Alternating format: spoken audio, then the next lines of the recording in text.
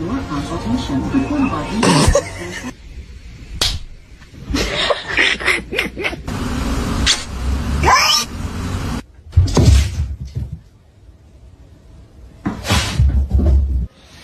I think you got shot.